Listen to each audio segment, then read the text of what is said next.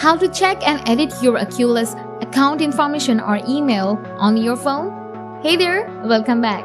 Here is the following guide on how you can check your Oculus account email and password by using an iPhone or Android device.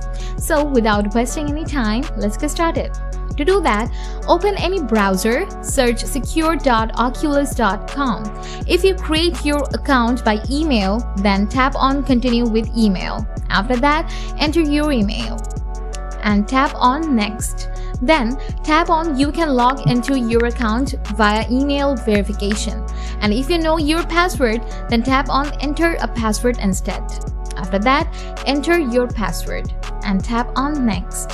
Here, you can update your password. Otherwise, tap on Skip. After logging your account, tap on Profile near the arrow icon and tap on Meta Account. After that, you will get all your Oculus information. Now, you can check and edit from here. So, this is how you can check and edit your Oculus account information. If you find this video helpful, drop a like, and if you have any questions, please write in the comment section below. Thanks for watching.